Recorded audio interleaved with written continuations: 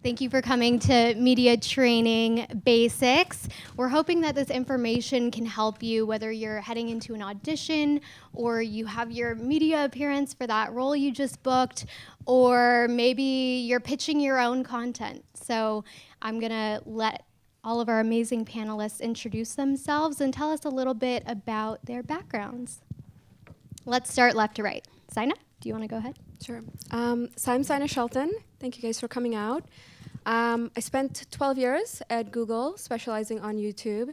Actually started right after the acquisition and rode that amazing wave. So learned a lot, messed up a lot, and learned from it. I think my last role was probably the most interesting I had, outside of leading live streaming and basically working with brands across all sizes. I was the lead for Google's brands on YouTube. And in that role, I really got to do a lot of work with influencer marketing and really learn about creators. And so I left, I think it's more than 6 months ago now, and started my own company called Insights Augmented. And I've been doing a lot more consulting with smaller brands and just working with startups and agencies, and it's been really, really rewarding. Hi, everybody. I'm Patricia Stark. My company is Patricia Stark Communications. I've been a SAG-AFTRA member since 1997, and I am paid in full currently. I have worked in broadcasting, I've done TV hosting, I've done roles where, of course, what else? I get the job that is the reporter, anchor, or television host quite often, and that's fine. I'm happy for that. I have, again, worked in front of the camera, and then at one time I was on a job, and I was doing teleprompter, and some executives came down. It was for an industrial, and they were not able to read the teleprompter, and it wasn't pretty, and I didn't want to be there till midnight. So I started coaching them, and they did well, and I got a call about a week later and said, hey, that worked out really well. Would you ever come in just to coach and train our people? And light bulb moment, hung my shingle and said, yes, I can do this. So I started teaching teleprompter and then TV hosting classes and broadcasting classes and then media training and public speaking because it all kind of overlaps. And then I coined the phrase columnfidence recently because I was writing a book, and it seemed that the underlying theme of all the trainings that I do with folks and myself is trying to find our calm and our confidence simultaneously with whatever it is that we do. So that's where I'm at now, and be happy to talk more about it as we go along today. Hi, everyone. I'm Kathleen Frye. I was a television producer for more than 20 years. A good portion of that time was at ABC, and about 9 years was at CNN. At ABC, I was mostly on Good Morning America. At CNN, mostly Anderson Cooper's senior producer and then executive producer. And two quick stories, two things that intertwined to land me on this stage tonight. First, when I was at Anderson's show, I was asked to give a commencement address. And unlike Patricia, I was always very much behind the scenes, and intentionally so, because the thought of getting up in front of a group of people, like I am right now, truly made me sick. But I had, not long before that, just several months before, had a baby girl. And I was thinking about what I wanted her to be and what I wanted to teach her, and I didn't want her to have my fear of getting up in front of a group, so I decided to do it. Shortly after that, I was asked to appear on a panel, much like this tonight, but in the audience were people from the PR field, and they were interested in finding out why we chose the stories we did, and even more importantly, why we chose the guests that we did. And it was a question that somebody asked. They rose their hand and said, Kathleen, what makes a good guest? Now, I honestly don't remember my answer, but I remember the question because I became a bit obsessed with it. And when I went back to the show, I started really studying with laser focus every guest we put on. And over time, some things became really clear. The guests that weren't so good, the ones that we didn't want to invite back, they tended to make the same mistakes. And the guests that were really good, that really connected, whose messages we remembered, they all tended to do the same things right. And after studying them, and I looked back, and I'm embarrassed to say at that commencement address, and it wasn't terribly good, and I realized that I made a lot of mistakes that the guests on my shows I had seen make. So these things combine to make me think, wow, I could help a lot of people like myself who want to get better at this. And that's when my media training career was born. Hi, I'm Jess Todtfeld, and I run a company called Success in Media. I help people who want to learn to leverage being on a stage, meaning giving a speech, or speaking to the media. And I also was a TV producer, 13 years, ABC, NBC, and Fox. And I've been on camera quite a bit. Actually, as a guest, I've been on as a host and a reporter, but as a guest, I set a Guinness record for being interviewed the most times in 24 hours. And it was 112 different interviews. So there was a lot of Starbucks involved to stay up 24 hours. It was actually a book about communication and speaking. So, that became a whole thing that I get to talk about. And, we all up here support people to do a better job. And really, the way I really describe what I do is I create the space for you to show up. The real you, the best you, show up. So hopefully we'll all give some insight so you can do that tonight. So I want to start with a question to the audience. So what do you think A-list actresses like Jessica Chastain, Salma Hayek, comedians like Jim Carrey, filmmakers like Michael Bay all have in common? Consultant? That's not the answer I'm looking for. Media training, possibly. They're all stage fright sufferers. Yeah, allegedly, according to Wikipedia. I'm just kidding.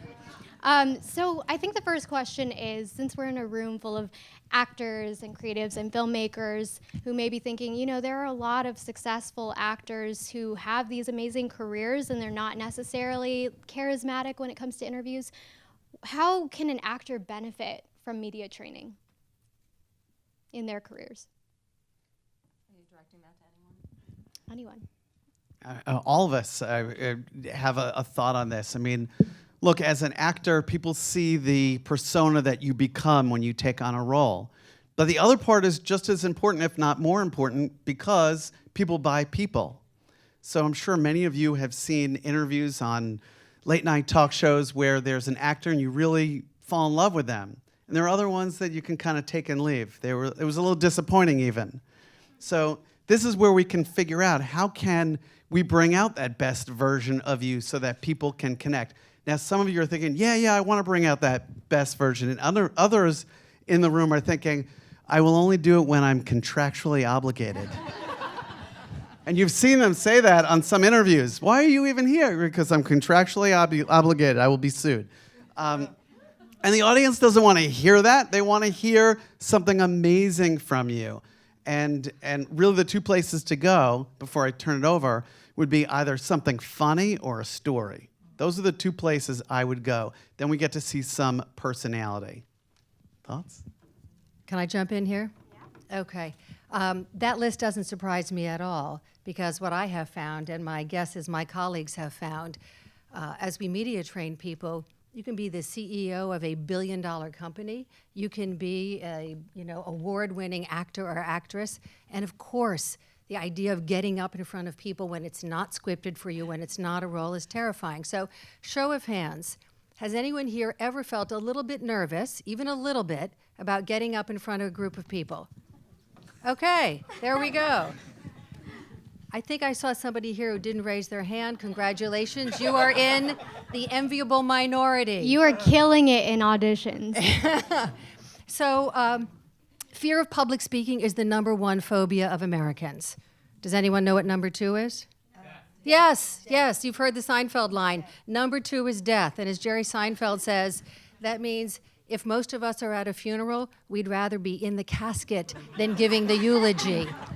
So you're all here tonight probably because you want to get better at it. To answer your question, yes, of course. It makes everything better when you're more comfortable. It will make you better at what you do as an actor, and it will help your career because not everybody's going to see you in your performance or when you appear on a show, but they might see you when you're speaking somewhere else. So it all goes together.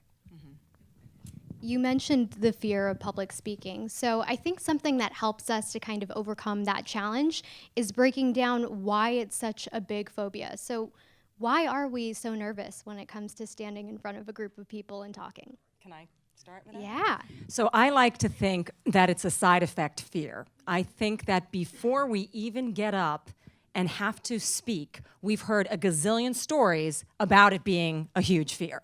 We've heard other people's disaster stories. It's kind of like when you're pregnant, everyone wants to tell you their horrible pregnancy stories. And I'm like, I don't want to hear it. I'm going to have my own pregnancy, right? So it's the same kind of thing with public speaking. Either we have that fear that it's someone else's and we take ownership of it, or our first public speaking experiences were when we were young and scared and maybe we were going through puberty and weren't feeling that great about ourselves and had to stand up in front of the classroom where people were teasing.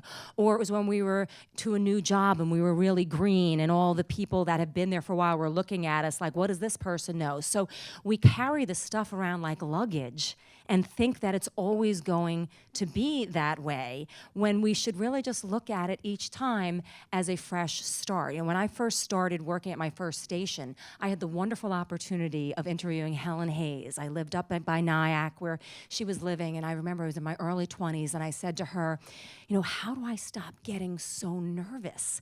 And she looked at me and she said, honey, if I stop getting nervous, put me in my coffin, because I'm done. And I said, well, what do you mean by that? And she said, you have to have that fire in your belly. You want to feel those butterflies and that excitement. That means you're alive. That means you're being challenged, that we're only labeling it a negative thing. She said, it's our job to make those butterflies fly in formation, because when everything is peaked and all of our senses are peaked, that is when we can do a good job. And it does mean that we give a damn and we haven't gotten that been there, done that attitude.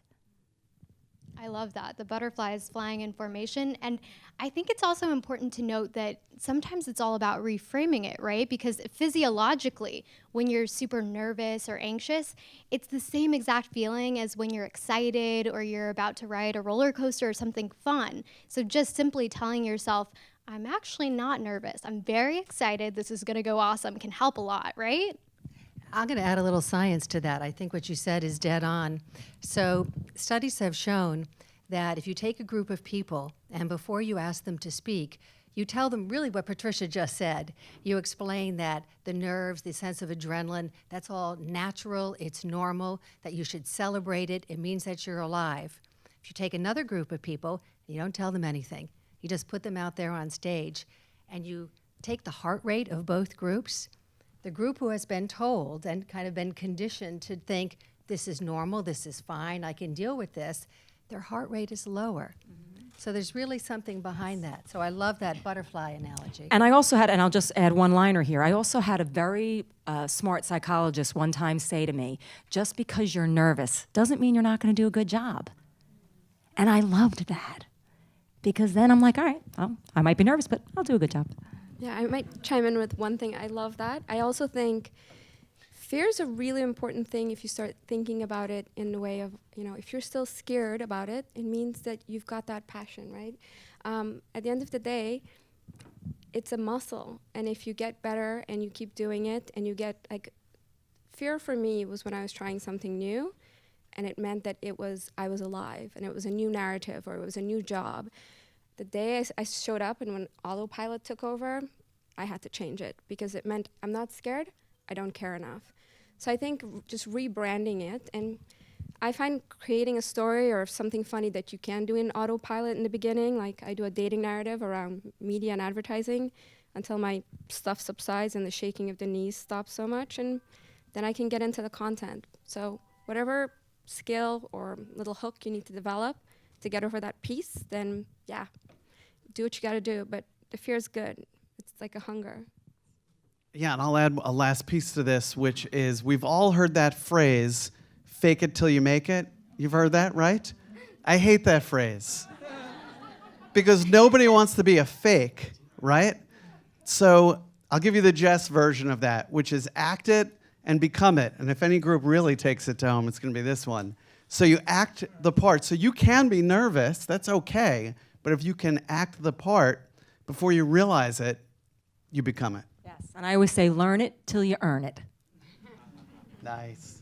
I want to stay on nerves for just a bit and aim this question at Patricia because you have a confidence program. I love that pun. How do you help your clients to manage their nerves?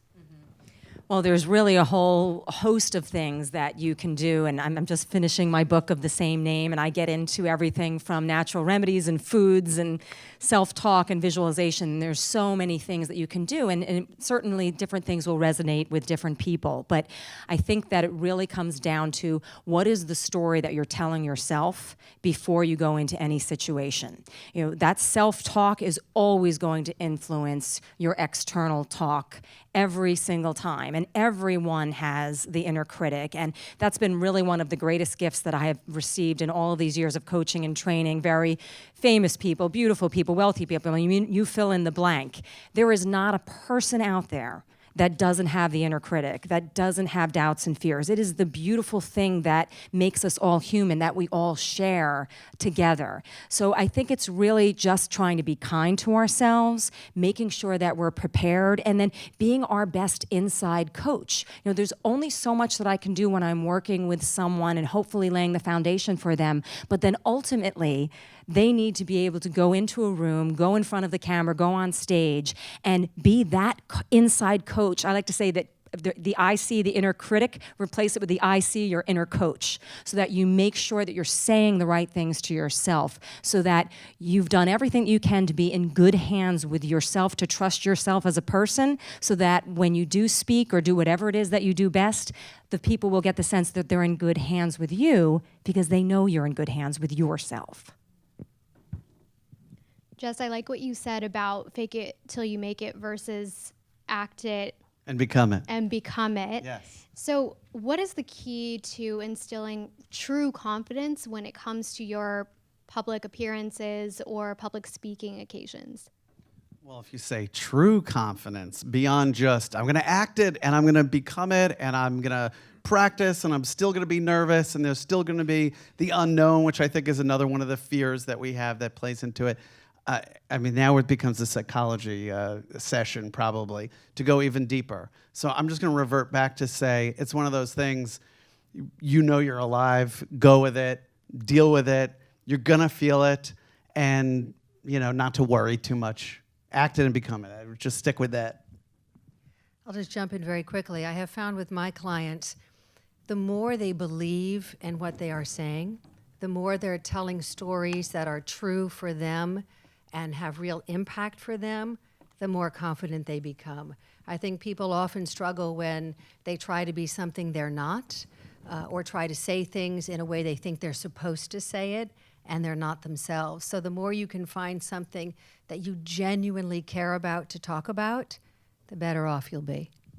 Completely agree. So how does body language play into all of this? We're talking about your mindset and maybe the act of getting up and speaking, but what about what you're portraying that isn't with your words? Well, I had been fascinated with body language when I started working and coaching people, and I stalked a woman that I saw on the History Channel on Thanksgiving Day, who was a body language expert out of DC, and found her and went down there for my certification. And we analyzed little frame-by-frame videos of every lying politician, doping athlete, and serial killer that you could possibly imagine to learn the little nuances and micro-expressions and body language, etc. So really, basically, the nonverbals are what happen first based on how we're feeling and what our intentions are. And it's when you see someone who's a bad actor and you can't like quite put your finger on it, usually those things are out of order. They'll make the statement, they'll do something that is supposed to get you to think that they're telling the truth, and then like the body language is almost like an afterthought, where it actually happens first. So that's why we go back to that self-talk again. You know, when I work with people, so many times they'll say, I don't know what to do with my hands. And I'll say, well, do you normally walk around worrying about what you're going to do with your hands? And they're like, no, but I am now. And I said, that's because you're completely self-focused and you're not comfortable in your surroundings and comfortable in your own skin in this particular situation. But when you are there and you are comfortable with yourself and you are thinking the right thoughts, that body language tends to take care of itself a little bit more and happens a little bit more naturally. But one quick little bit of advice is to not get locked in any one position. I always say, don't get into the monotone zone. Everything's got to keep moving. Everything should be telling the same story. Your facial expressions, your body language. If you're sitting somewhere and you're uncomfortable and you don't feel like you can't move, it's debilitating. You should constantly be able to adjust yourself and make yourself feel comfortable and be relaxed as you would in any other situation. But it certainly speaks volumes before we even open our mouth. And I'm a believer in power posing, which my guess is some of you have heard. Amy Cuddy at Harvard Business School did one of the most popular TED Talks of all time. It's been watched probably by 35+ million people. Anyway, she and a colleague understood what Patricia was talking about, just how important the nonverbal is. And they recognized something very interesting, that when people felt really on their game, when they felt powerful, when they felt like winners. Anybody watch women's soccer over the last couple of weeks, right? So you saw some of that triumphant body language. Well, it turns out when we feel good about ourselves, it doesn't matter if we're rich or poor, male or female, black or white, young or old, we tend to take up space, right? I call it getting big. She called it power posing. And she found out something really interesting. She noticed that when people felt great, as I said, they would take up space. So she wondered if she could flip that around. So she got a group of people and she had them hold a pose, a power pose like this or arms out for 2 minutes. There was another group that were asked to hold more submissive poses, kind of like this, curled over. Afterward, they each sat for a kind of job interview with a panel. All of this was recorded. Afterwards, they asked potential employees to look at all the people. They had no idea who had power posed, who had gotten big for just 2 minutes, and who had not. And then they asked them a series of questions. Who would you most like to hire? Who do you think seemed most competent, etc.? Who do you think they went for? Time and again, the power posers. Because when they sat down in that chair for that interview, they felt big. And these days, so many of us spend our lives kind of hunched over our devices, right? We tend to kind of walk around like that. So if you're going to be interviewed, by all means, unfold, okay? Take up a little space before you sit down, and it's hard to collapse once you've done that. Yeah, that study actually even showed that it affects your hormone levels, that it showed that your cortisol, which is your stress hormone, goes up when you're minimizing yourself, and your testosterone goes down, and the opposite happens when you're owning your space. Your testosterone, your ability to take chances and feel better, goes up, and that cortisol stress hormone actually goes down in just 2 minutes, like she said. So when you get into the audition room, just, starfish it out. Yeah. Totally. And man spread on the subway. So Kathleen touched on this a little bit with the messaging and being authentic to what you actually believe in. What are the kinds of questions that you all suggest that people kind of draft or ask themselves before they craft their key message or talk about their mission? So you're asking how they should go about messaging? Yeah, how should they craft their message? Or are there a certain list of questions or kinds of questions they should be asking themselves before they get asked the questions by like a reporter or someone in media? So thinking up every question that a reporter could possibly ask you would take you months and months and months, and don't do it. It would be a big waste of time because you could never come up with, they'll ask you the most surprising thing about manspreading that you weren't expecting. So instead, we're going to go to the answers. We're going to let go for now of the questions, and we're going to focus on the answers that you wish you could say in this interview. So you're writing them down. You don't know the questions yet, but you're hopefully going to be playing a mix and match game. So you're going to write them down for 5 to 10 minutes, no longer, or the exercise will never stop. This is just the way I do it, and we all have our own process you'll hear about, I'm sure, in a moment. But you write it down, and then if you look at it, you'll say, gee, if I said half of these things, I think it'd be pretty good. And then the next step would be to be practicing without going into too much detail of a full day media training of what might happen. But just doing that one exercise will give you insight into where you wish you could go. And then the chances of you going there are pretty great, especially people who are good at memorizing stuff. And I'll take that to the next level. I do a similar process with my clients, and then I ask them, so what is the single most important thing that you want people to take away. So given my background in television news, I call it the headline. I say, what is the headline that you want to emerge from this interview, appearance, TED Talk, et cetera? And once you know what that thing is, then you can work on, okay, how do I tell a story that will illustrate that? Is there a really surprising statistic or something that can really bolster the argument that I'm trying to make? So ask yourself, what is my headline? And the memorable guests, the successful guests, know what their headline is before they sit down. I don't want to get into politics, but I'll just make a reference that you'll probably Famous all last get. words. Whether or not you like either of these men, we saw this in 2016, and we're starting to see this emerge this time around with Donald Trump and Bernie Sanders. Again, politics aside for a moment, they knew what their headlines were. If you heard either one of them speak, either in a short interview on TV or at a rally, you emerged with one line, right? You knew that Bernie Sanders thought the economy was rigged in favor of the 1%. You knew that Trump wanted to make America great again. And there are a number of people who have suggested that Hillary struggled with this. She had a lot to say, and there's an argument that nuance can be a good thing, but she didn't get that headline that really connected with people. So take the time ahead of time. It's like Mark Twain, right? He said, I would have written a shorter letter if I had more time. Do your homework in advance, figure out what that headline is, and then let everything flow from that.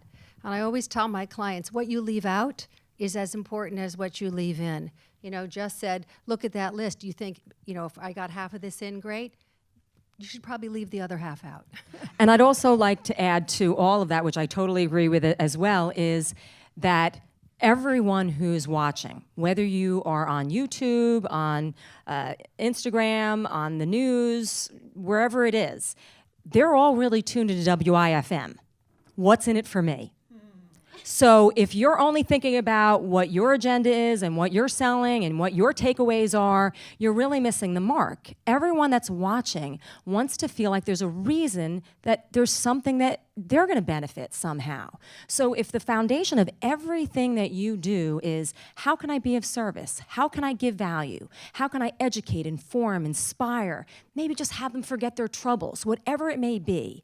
If the viewer is your priority, that you make it be all about them and for them and not the all about you show, they will love you no matter what, because you can feel that. You can feel like, wow, I really want to tune in. That's my go-to person for movies. That's my go-to person for health. That's the person that I trust that's going to give me this information, because it's not self-serving, and that is magic. Yeah, I would second that. So I was going to say, I think anytime you're looking to do what we're talking about here, it's almost the same as you're building your own personal brand. And that is so important. What are people going to find when they look for you? What message are they going to hear after you've told the story about you? And I think a lot of the comments that got made tonight, it's the same way you start to build a brand. You know, brands that are lasting and classic and the most successful, they have a headline. They have that one line that you just autopilot can just say the logo or the slogan. And so it's really important to have a headline, but I tell my mentees and sometimes, you know, colleagues that I've worked with, start thinking if you're being put up for promotion, for example, and there's somebody in the room that's going to be a sponsor, what's the 4 lines or the 5 lines that you want them to say about you? And then craft the story backwards. And if you don't have that stuff, build it. It doesn't have to be an immediate story, but if you can start to build towards the story for your brand that other people can easily repeat, but that also is authentic and gives some kind of connection or forms a conversation even though you're not, you know, in the same room. I think being able to connect with audiences is super important, especially now where the audiences are online. They have a very, very low attention span for you to hook them. So it matters. It matters to think about them first. I call it making it for your audience, but make sure it's authentic. Otherwise, it loses its currency. These are all such great gems. I'm so excited because there are people taking notes, typing things. This is awesome. So because we're talking about crafting your message, how much time should someone have to prepare for a media appearance or a big speech? How do you kind of consult with clients? Well, I'm going to, being somebody who helps people with speeches and with media, I'm going to say that it's two totally different beasts. If you're up on stage, say, giving a talk for an hour, you need to tell stories, you need to engage people, you need to have takeaways. Every story has to have a message or a point. There need to be, ideally, moments where people can laugh or feel something, and an open and a close and all those things, different than giving an interview. And basically what we're doing up here is like an interview. So it's going to be as much or as little time that you can put to it. Obviously, there's too much, too little. This is totally an answer that I'm not going to give the exact number. But we have to give it attention, and we have to practice. And the other piece I'll add to it is practicing with a video recording device allows you to get out of your own body. We've all heard, look in the mirror. And the problem with looking in the mirror for either of those two situations is you're trying to do it and analyze at the same time. And that's really hard, to sit there and say, I'd really like to say, what is this? Where did that come from? That wasn't there last week. So that's a little difficult. Thoughts? Yeah, also, I'm just going to pick up on the mirror thing. The mirror lies also. So it's as to your point, it's very difficult to really judge yourself when you're looking at the mirror. But also, make sure whatever outfit you're going to wear before you go up there, have somebody take a picture of you in that outfit or have them take video of you in that outfit, because what you see in the mirror is not what everybody else sees, right? You may not know that it makes you look heavier. You may not know that it's see-through. You may not know that it rides up when you sit down. So don't rely on your mirror. Practicing what you're going to say, but also taking a look at how you're going to look can be very beneficial. And I think it's also, what amount of time does it take you to, we procrastinate many times when we are nervous about something or when it's a necessary evil or whatever it may be. But just like with acting, what amount of time does it take you to really not memorize something, but to internalize it? Have it become part of you. So if you're dealing with the media or you're going to be in front of the camera in a non-acting role, it's really no different.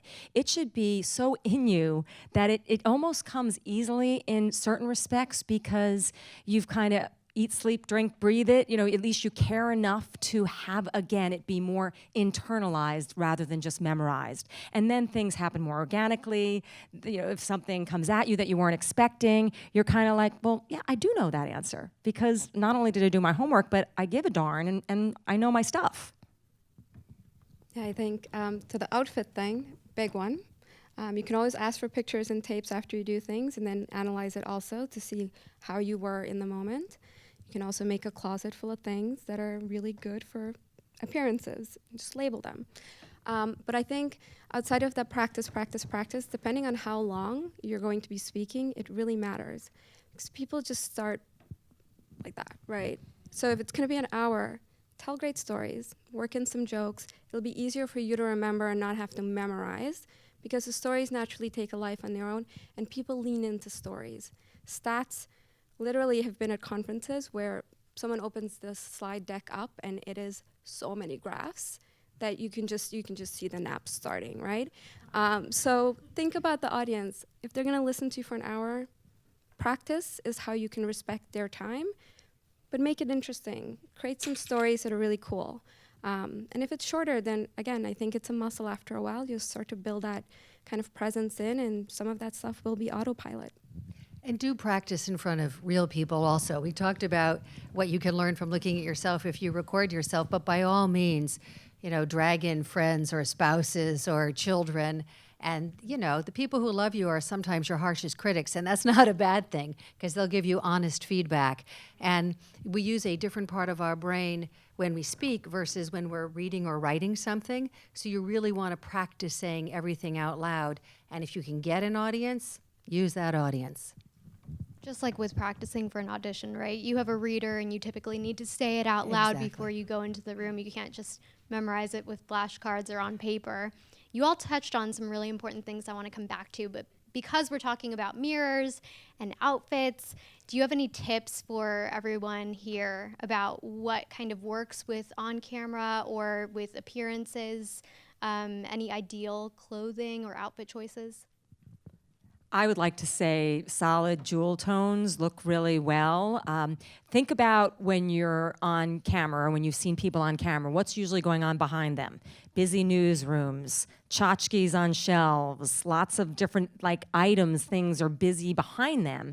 So you will stand out more if you are in something solid with a nice strong medium color that works good in most skin types and hair colors, and you tend to jump off the screen more. And also find out what the background is going to look like. You know, if we were on camera right now in front of this black curtain and I was wearing a black turtleneck, I would look like a floating head.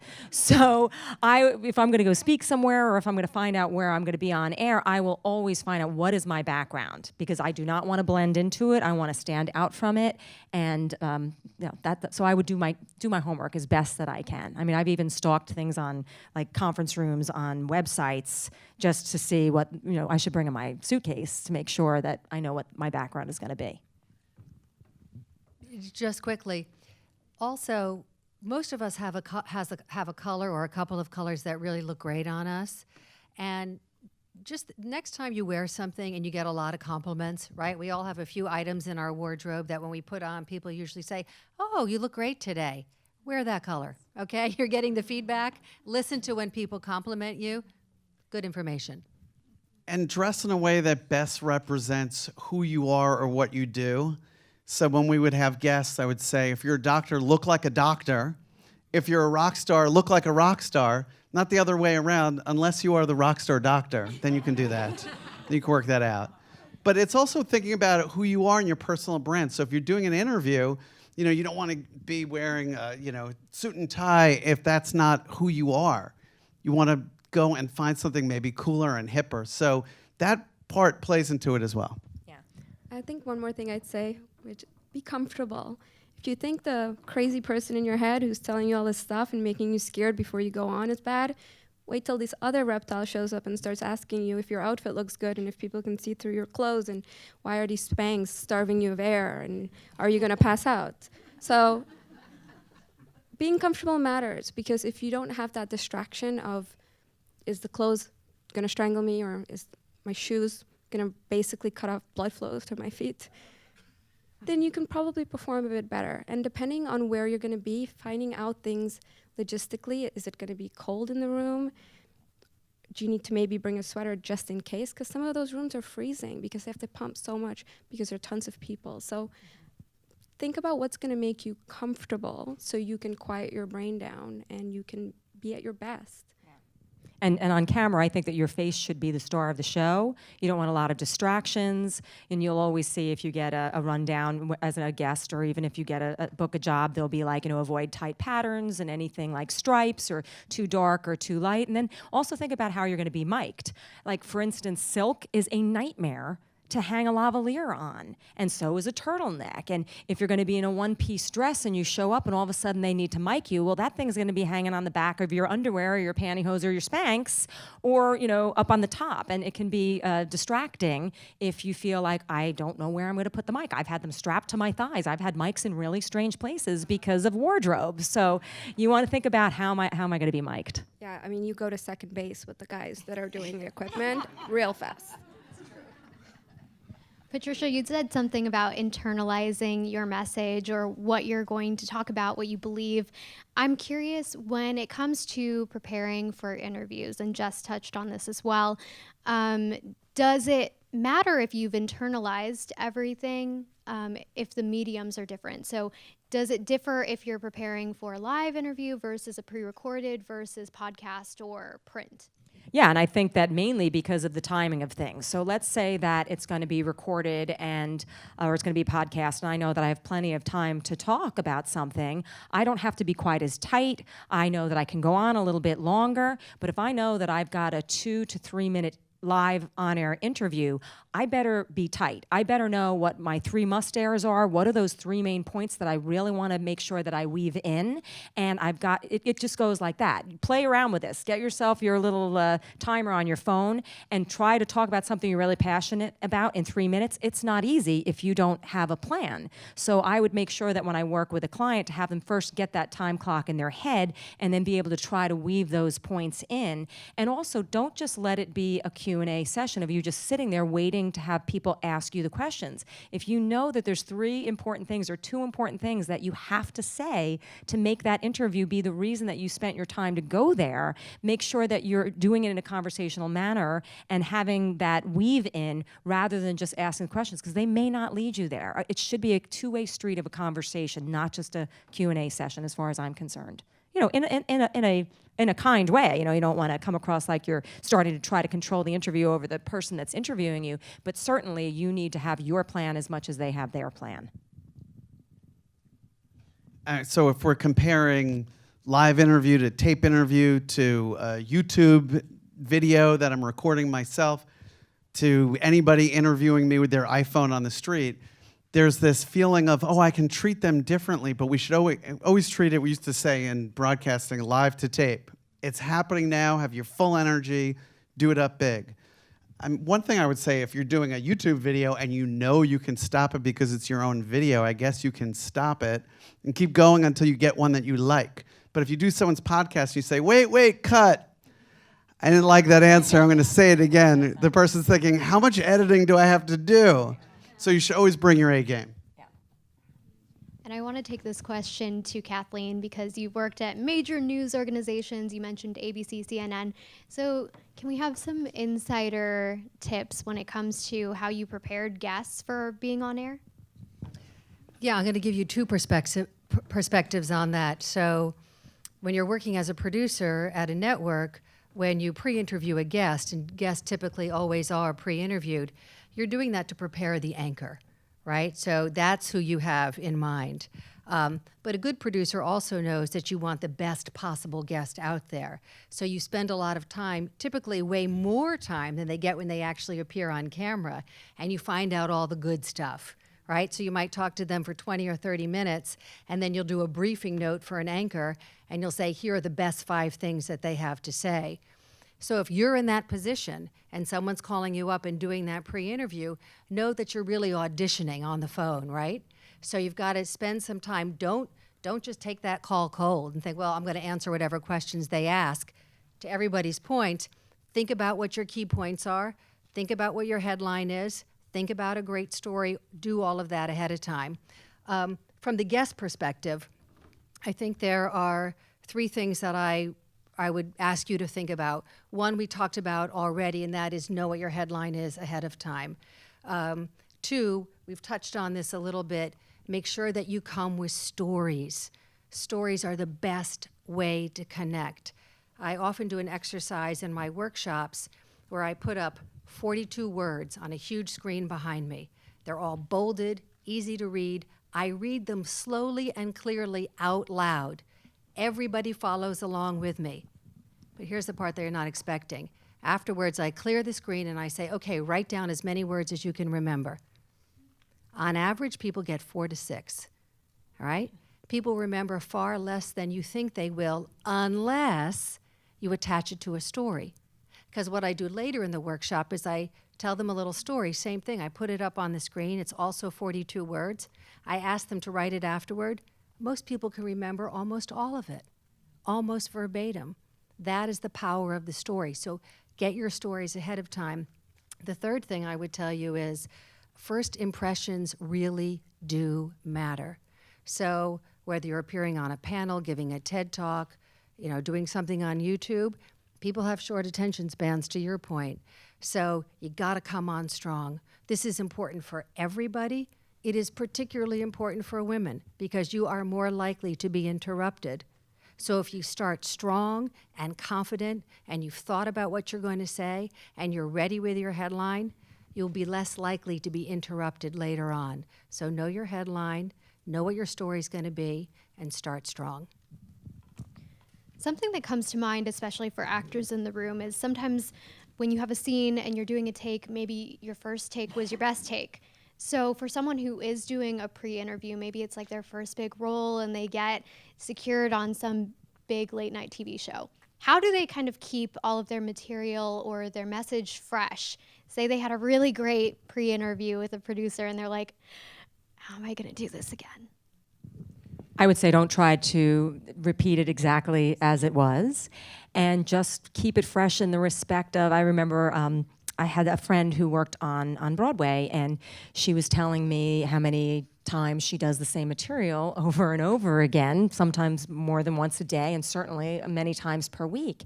And I said to her, how do you keep it fresh? And she says, because I have to remind myself that the people in the audience, it's going to be the first time for them that they're seeing this. So that's the new slate that she comes out with every time. So yeah, maybe you just knocked it out of the park ahead of time, but you do have to go do it again. So it's kind of like clear your mind and say, okay, I'm starting fresh and I'm gonna do it as if it was the first time, and maybe I don't have to do it the way that I just did it. Maybe this time will be even better. Right, and a Broadway actor has to say the same thing over and over and make it seem like it's the first time and make it amazing. So I wouldn't worry so much if you're going from the pre-interview that one person who was talking to you on the phone heard versus you doing it out in front of people for real. But if you're doing multiple interviews, many interviews, and you say the exact same thing, that might be tiring after a while. You may remember Lady Gaga recently. It became a meme. She said, if out of 100 people in a room, if I touched one person, something to that effect, right? And it only takes one person. It just takes one person to believe in you. And the first time you hear that, you say, oh, wow, that's really sweet. Wow, it really gets me. And then she said it 100 times, or different interviews, instead of mixing it up. And even she acknowledged, like, all right, I said it a lot. What are you going to do? Lock me up.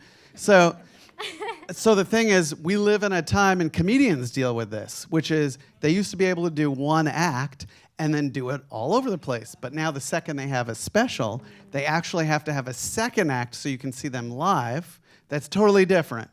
So they got to come up with 2 acts at the same time. And then if they do something on a talk show, forget it, you better not do that in front of everyone. They'll say, I heard that.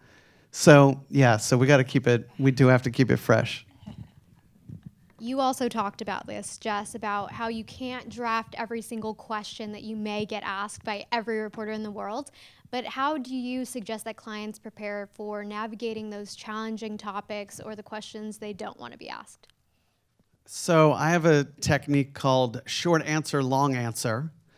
And you can basically, if you totally dodge the question, then you're just like all of those politicians, whoever it is, that you hate, that won't answer a question.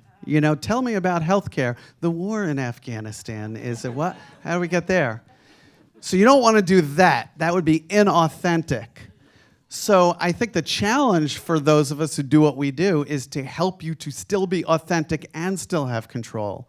So this long answer, short answer, the way it works is, and this is just my technique, is if they ask you a question, you give a short answer that says something to the question, so you didn't dodge the question, and now that you've said something, now you have control and you can take it where you need to take it.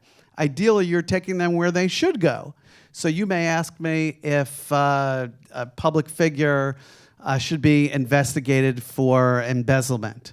And I'm thinking to myself, I have no idea about that. My short answer can either be, I have not looked into that, but I can tell you this other stuff about this person, or it may be as short as no, or it could be any short bit of, well, I'm not a prosecutor, so I can't tell you the legalities on that, but I will tell you people should certainly investigate any public figure. So then the longer part is that other part, and I can take it even to something that I want to talk, ideally, that I want to talk about. Do you have clients sort of draft those questions and then have you ask them? I do, yeah. I would guess that we all do. I often start by asking clients, what is the single thing you hate to be asked? Or what do you not want to talk about? Or what makes you deeply uncomfortable? Let's start right there so you're ready for it. And yes, you can come up with a graceful way to pivot, but don't go into an interview thinking, gosh, I hope they don't ask me that. Be prepared for it. And also, there are times when you can say, you know what, I'm not comfortable answering that, but let's move on to something else. Right? You are allowed to not answer a question if it makes you deeply uncomfortable or if you're not prepared. Be honest. I think I said I wasn't going to talk about politics, but I lied, because just as I was saying this, I thought of Pete Buttigieg during the Democratic debate, and he was asked a question about policing in his community. And it was something that I think would be considered a failure for him. And he owned it. How refreshing was that? He said, you know, we didn't manage to get that done. So that was incredibly refreshing. While we are on politics, since I did lie, and I am going to talk about it a little bit more, when you were talking about the kind of the canned answer, or you wanted to internalize it, not memorize it, you saw that if you watched any of those debates. When they asked Tulsi Gabbard her first question, I was struck how she went nowhere near what they asked her. Not at all. She instead had this very canned answer, and I kind of felt horrible for her because I suspect many people were thinking what I was thinking, which is, you're not even coming close to answering this question, and you've got this really canned response. On the other hand, you saw somebody like Kamala Harris, who clearly had prepared, right? And she had some zingers. She had that line about, she said, come on, everybody. You know, Americans don't want a food fight. They want us to put food on the table. Now, I promise you she had thought of that ahead of time. But she chose the perfect moment to deliver it. Same thing with that back and forth with Joe Biden. She had the story that I talked about that made that so poignant and meaningful. And I promise you she thought about that in advance too. But again, she waited for the right moment to deliver it. So think in advance about that worst question or questions. Look, Anne Hathaway had a wardrobe malfunction a bunch of years ago. I think some camera person was shooting up her skirt. So what is the first question that Matt Lauer asks her? Matt Lauer.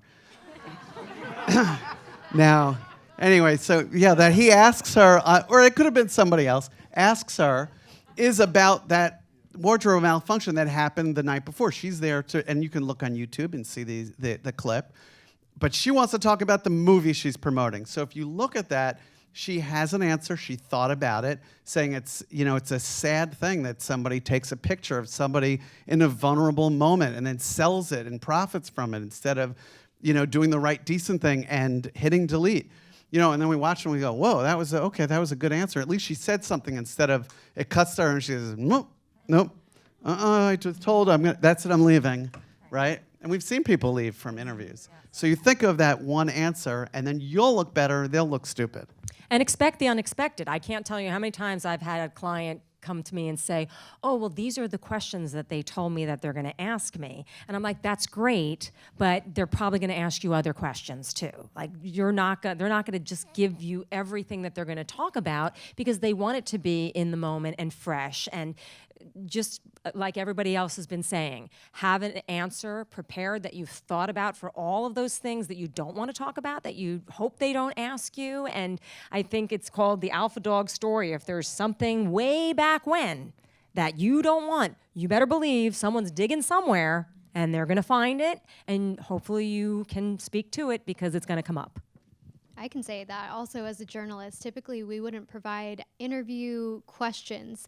We would maybe provide like an outline, but we would never provide questions because that went against our standards. So because we're in a room full of actors and filmmakers, I'm wondering, it's 2019, you all have different clients that are probably ranging in industries from business executives, authors, students I saw on someone's bio, and also actors and creatives. But how does the way that you approach consulting with an actor differ from the rest of your clients? Well, okay, you wanted to... Not that much. I think good communication is good communication. And I think the fundamentals apply no matter who you are. I think there are some advantages if you're an actor and probably some disadvantages. The disadvantage may be that you're used to reading somebody else's words and you have to get really comfortable with your own story. The advantage is you're used to being up in front of people. And so I won't say you can fake it till you make it, but you have the skills to kind of put yourself out there and and do it until you become more comfortable. And I think if you're an actor or anybody else, you have to begin with the end in mind. You have to say, what do I want to create as an outcome of this interview? Instead of what most people do is they say, I just want to get through the interview, or what's the next question? So what do you want to create as an outcome? Do you want people to see your project? Do you want them to go to your website and opt into something or download some cool thing? that you have, a video or a book that you've written? What do you want them to do? So then you want to be strategic about how you bring that up. You don't bring it up in the first, answer. www.my very expensive, it's kind of free, but it's not thing. You don't do that. What you want to do is maybe plant some seeds and talk about, oh, that's kind of interesting. Yeah, people should go. So this way you're walking them into being excited about what you want them to do, whether it's your film. It also keeps you on track too, because you won't start going off into other areas, ideally you don't, that you shouldn't be. And you should, especially if you have 5 minutes. You could have 5 minutes, you could have an hour, you could have 2 minutes. I've had, and I'm sure you've had some clients too, that I had one who went on the Today Show and he said, oh, I'm going to be on During the Weather with Al Roker. So I said, you're going to probably get one answer. And he did. He got one answer, and they said, yay! All right, now Mr. Food is cooking. And that was the end of him. So he had to really be on his game. So it's important, yeah.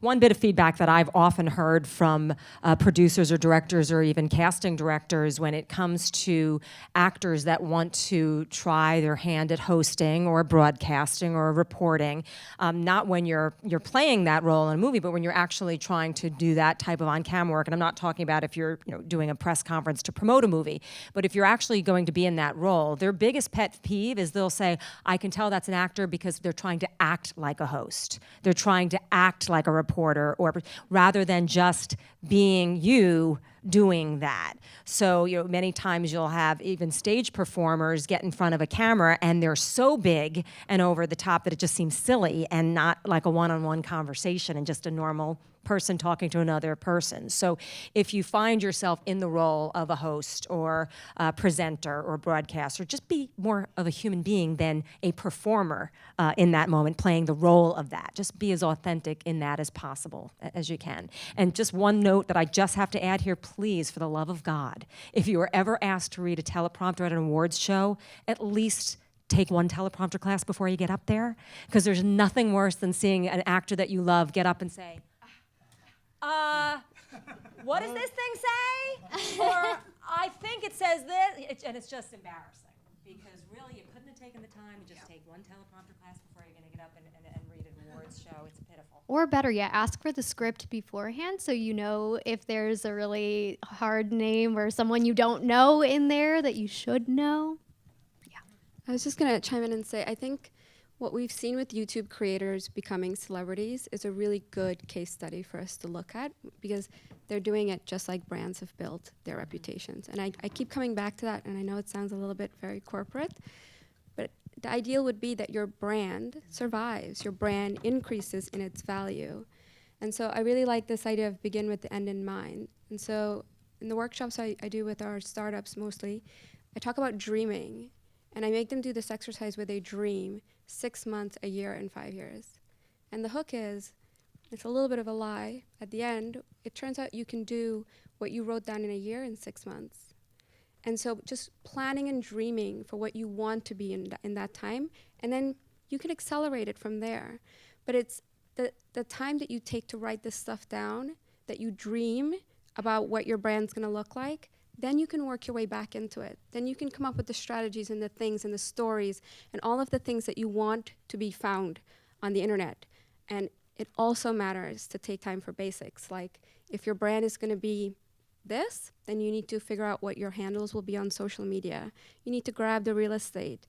And if there's stuff on the internet you need to clean up, you need to get to work doing it ASAP.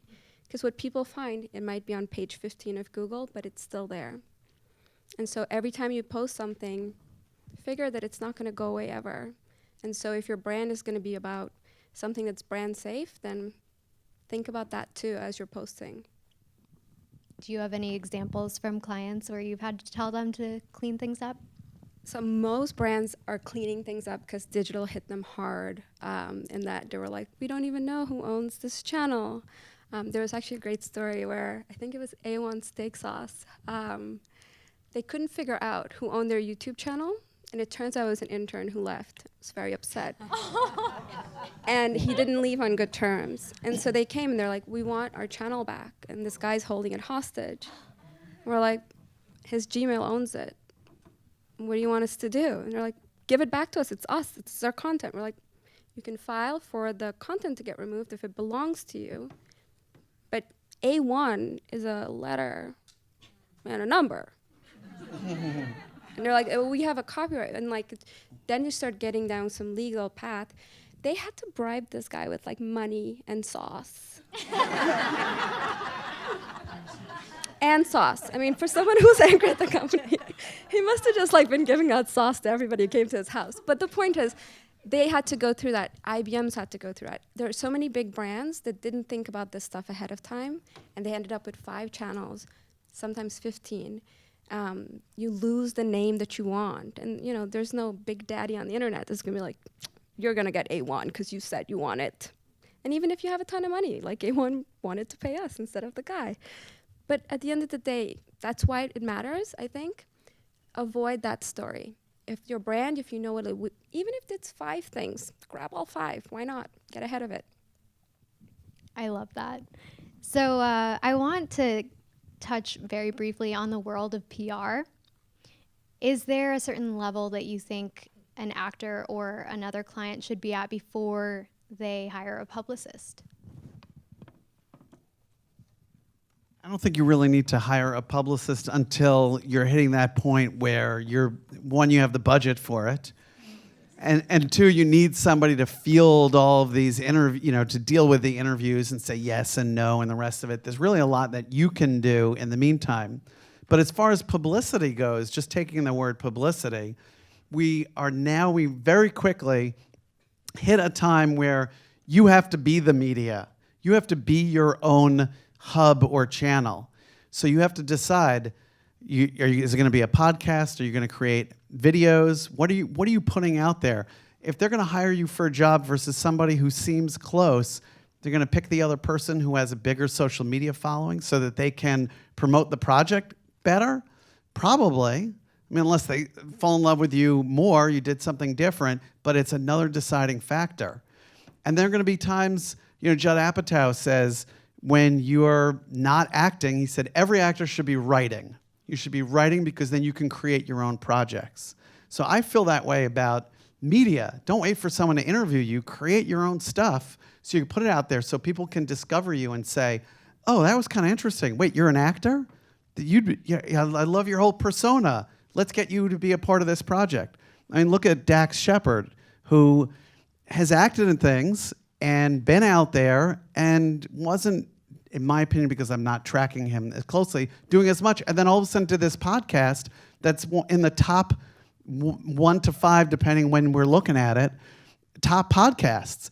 And because he was a top podcaster, now everybody wants him for something else because he has a big audience. So it's something that you should be giving attention to, and you can be the media. You can be creating all of that content. And don't minimize anything that you're doing. I was teaching a TV hosting intensive weekend one time down here in the city, and I had a room full of wannabe hosts and presenters and broadcasters, and people kept saying, well, I have this YouTube channel, I have this, and they were saying almost in an apologetic way.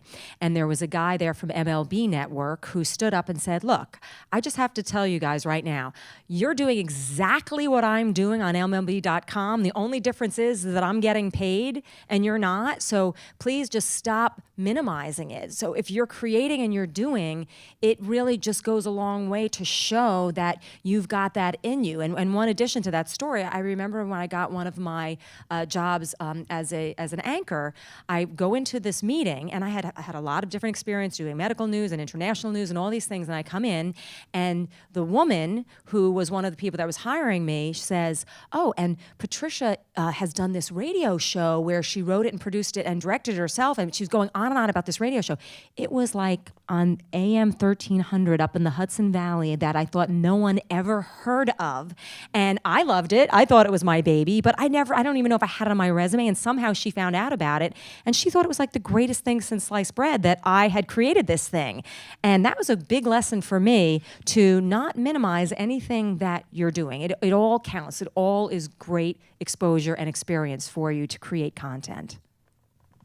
These are all really great examples of how you can capitalize on the media industry and support your acting and creative career. So are there a sort of set of basic skills that you think actors should have to become their own digital content creators? I think when it comes to content creation, you can be creative, right? I think if you look at what kind of content's out there, figure out what it is that you're passionate about, but what is it people care about. And the cool part about this is data can help you, right? There's a saying, data makes your briefcase heavy, but insights make you rich. So if we're going with that example, if you want to connect with people, find out what people like, what they're interested in. There's a tool called Google Trends. It's free. It's really cool if you're nerdy like me and you just want to mess around, see what people are searching for. It also lets you look at what they're searching for on YouTube. So as you're thinking about what content to create, first of all, just get started. Make an intro video. Say who you are, what you're about. Say you're going to experiment with content if you don't know what kind of content. But if you're going to commit yourself to making content, tell them when they can expect it. Tell them to subscribe. If you start to look at the late night TV show guys, they're brilliant. And I think Trevor Noah is probably my favorite because if you look at his content, he takes the show and he makes it really digitally friendly for YouTube. And he uses all the tools on YouTube. He uses these end screens. He calls them out. He makes a joke about it. Hey guys, go ahead and subscribe. I won't watch. It's like when you watch a dog when he's peeing. I just don't watch. And he keeps it fresh and he changes it every so often. And all the other guys are doing that now too. So whatever content you decide to make, use the data to make sure it's interesting. But creators also look at the data after the fact. You can look to see how people engage with it. And I don't know if you've ever read comments on YouTube, but people tell you. They tell you if they liked it, if they didn't like it. Then there'll be some trolls that will tell you stuff that you just ignore. But engagement matters, right? And if you want to engage with them, you got to listen to them. Be part of the community. And that goes for all the other social media places. Taking content and just dropping it on a platform, I don't see how that works really great unless you adapt it for the platform. So taking time to say, this shorter content maybe is for this platform. Here's where you go and get the longer stuff. And then you start cross-promoting audiences. So if you have a lot of people on Facebook, send them to your YouTube channel. If you have people on YouTube, tell them to like you on Facebook. There's nothing lost in that cycle except you're going to cross-promote audiences and you're going to get greater reach. So I think, 1, get started. 2, use data if you have no other idea. And 3, just have fun. Try it. If it doesn't work, try something else. We're going to get into some of your questions in just a moment, but Saina, you have such an interesting background at Google and YouTube. So I'm wondering, when you're consulting clients and helping them navigate the digital landscape and pitch their own content, what are some of the things that you help them to overcome as far, like you've touched on data and some of these kind of like Google Trends, I love that. But is there something else that this audience can come away with, like a little nugget? So I have this joke. I was talking to Jess about it before. When I do conferences, I talk about dating. And it's, what does dating and marketing have in common? And it's you're pursuing love and loyalty. Maybe not how you guys do dating in New York, but usually before dating apps, right? And it's this idea of if you go through it, you want to have conversations, long, two-way, meaningful conversations. You want to form a deeper connection over time. And eventually conversion, a ring, a rose, Netflix and chill, whatever it is these days. But that's the intersection of loyalty and love. And I think if you start to look at reaching your audiences in the same way, and you start respecting the platforms, the fact is, people are trusting YouTube and other influencers more than traditional celebrities. They'll follow Kim Kardashian, but they'll believe somebody who has way less of an audience because of trust and authenticity.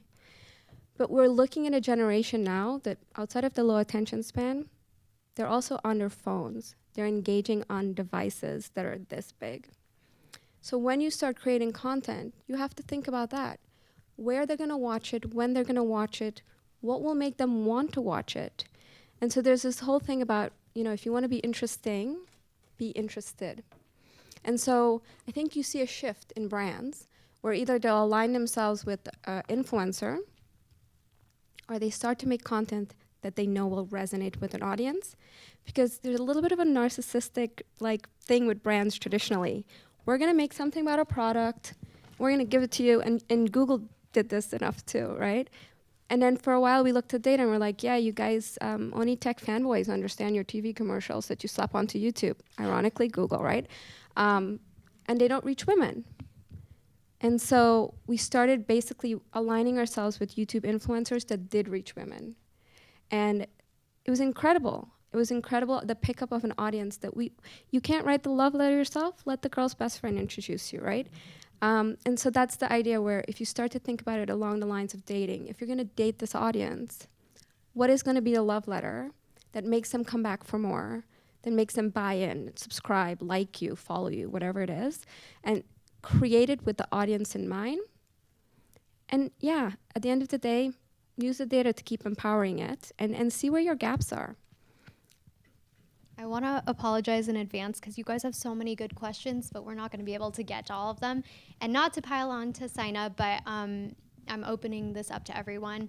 We have a great question from Janice Edwards. Can being elusive and being an infrequent poster on social media be a good strategy in making an actor's brand more valuable? In other words, is less more? I don't think so. I think No. I think listen, let's go back to dating. If you saw the hottest person ever at a bar and you just kept going back to the bar but they never showed back up, you'd find someone else, right? So I think you need to have a cadence. You need to have continuity. This is why if you look at the creators, they say, guys, I upload every Tuesday and Thursday, subscribe. They're making a promise. They're saying, I want to make content and you should come back and check. Because I give you my word. The content will be here if you show up to watch it. It's a two-way dialogue that they've started. And it's a word. You're giving your word. And so elusive, I think, just leads to being forgotten. Now, if you're going to do some kind of choose your own adventure thing where you're going to have them come looking for you, that's more of a strategic move. But yeah, set it and forget it, being like, guys, come looking for me. Like, it's the whole thing about, I just don't think people are going to get chased. So yeah. Have some cadence to your content, and you can always change kind of content, but keep your word. If you say you're going to upload content, let them come back for more. So what for actors, like being scarce and being selective, specifically for actors, would that be a strategy? So she's saying, just for the live stream, being scarce and being selective for actors. Do we need to see you brushing your teeth and all that? I mean, no, but at the same time, there's something about connection. There's something about, there's a model, I forget her name now, but she literally will post very quick videos and it'll be crazy, like things that you don't think people would care about. And ironically, her audience has grown to people who don't really watch a lot of stuff about modeling, because she'll show her playing with her puppy or her going on stage and getting her makeup done. And it's a humanizing of her brand. It's saying, I'm just like you, tune in. It's called vlogging, I think, or officially, but really what she's doing is she's breaking down the screen. She's inviting them into her world. And so maybe not brushing your teeth, but there's a human connection to saying, here are the normal things I do. I'm scared, I'm going on an audition. I don't know if you guys knew this, because a lot of things that we learn along the way, we take for granted won't be valuable. And if you make quick content, maybe it helps other people. Maybe you get a kid in Puerto Rico who basically has the same dream and learns a lot.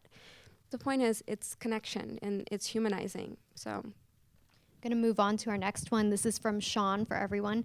In today's viral video world, how can organizations best protect themselves and avoid a crisis? And I'm going to extend this to how can individuals best protect themselves, since we're talking about content creators. So we're living in different times, and you have to be mindful that what you say is going to stay out there. So give it some thought and just start practicing on your own. When we were talking before about kind of getting your message out there and whatnot, my guess is there are a few people in this audience who are listening and saying, you know what, but I'm not ready to kind of even do that yet. And so for those, I know there's a few of you out there, start small. Honestly, next time you go to a dinner party or meet a friend, think about a story that you want to share ahead of time, practice it, and tell it. Just find ways that you can do it. A little toast for somebody at a very small dinner party. You've read a book and you're going to tell a friend about it. Practice, and you will see that once you start practicing, it will get easier. can I add something about the viral video? Because I know that people worry about that a lot. And I just literally had this conversation with someone today where I was talking to my son about the fact that he very rarely hears me curse. And he knows that the proverbial, you know what, has hit the fan if mom starts dropping the F-bomb. You know, there's been a long fuse that's taken a point to get to that place. But I explained to him that the reason that was because in working in broadcasting and working with a live mic, I had trained myself to not do it in my personal life that much so that it would never catch me at the wrong time. And we all know the stories of people who have lost jobs because of those things. So, you know, I think that it just comes Or down become to president. Kathleen with right. the politics. I hate politics, so I will not be going there. But you know, it just I think it's those kind of things. But on the flip side of that is that then people worry about what if I screw up, and then that becomes a viral video. But that tends to also be a self-fulfilling prophecy. The more that you worry about making mistakes, the more that it is likely to happen. So the greatest gift that you can give yourself is to say, you know what? It's okay to be human. Things are going to happen live on the air. I'm going to, if it's not perfect, I'm going to just be okay with it. Because as soon as you start getting all worked up about worrying if I make a mistake and this could go on YouTube or whatever, you're almost creating the environment for that to happen. So. But also, you should be so lucky. Any publicity is good publicity, am I right? Okay, just kidding. Last questions from John. If someone was to pitch an idea or a show to you, what would catch your eye? What grabs your attention? I think this is kind of more for Saina, but anyone jump in. So just based on my influencer career at Google, first of all, I think we've all touched on this, but who's it going to reach? You know, at the end of the day, advertisers, a lot of shows are driven by brands. And it's a shameful truth we all have to own, right? If it's not marketable, if it's not going to reach the right audience, there has to be a money, like ... money at the end. So I think when you start to look at what people think about, they think about, okay, is this interesting? Who is it going to reach? Is that the audience that we want to reach? Is that the audience that we're going after? Because even listening to that pitch, they have a need that they need to fill, right? Like we see this. If there are 3 shows that reach the exact demographic, it's redundant. But if there's something that's missing for them, they'll say yes. For us, we picked the boy band of food. It's Sorted Food, it was their name. And they made absolutely no sense to anyone. They were like, why are you picking a food boy band looking group of creators to push Android Pay, which also not the most interesting thing to try and sell to the world. Everyone thinks Apple Pay is the only thing you can do. Turns out the hook was, invite us to your party and we'll have the boy band show up and cook at your party. And we did a Bollywood wedding and all of that. And it was interesting. It filled a gap. It did it in a really good way, and it was unique. And I've never seen a campaign do so well. Even though we had lots more money, that was my favorite because people kept writing. I felt like I went on this journey with this show. Please don't end it. This is how content should get made. And throughout the way, people had a voice, and that helped. And so everyone came along in the car for the ride. And I think when you pitch things, it has to serve everyone's need in the room. And so whatever it is needs to fill the gap. It needs to have the audience it's going to resonate with, and it needs to ... to like dollars, right? Because at the end of the day, no one just shows up. You want to make some money at some point. You got to pay the bills. So I think thinking about that very corporate answer, I know, and we all want to talk about passion, but people are going to also make decisions based on those bottom line. Yeah, and if you're pitching a show, well, first off, we're probably not the people you should pitch it to. But I've talked to people who are in development for shows at various networks and Netflix, and they sit in rooms and they take pitches over and over and over, just like people who are on the other side of an audition. And they have a totally different experience than all of us who are sitting with our one idea. So a big ingredient is finding an advocate, a person who knows them, since they don't know you, and sharing with them the idea. Do you need a sizzle reel? Should you have a sizzle reel? Are there other people attached to it? But the advocate would be a big ingredient. We're going to have to leave it there. Thank you so much for your time, for being here tonight. I think we all learned a lot from you. We really appreciate it. Thank you, guys.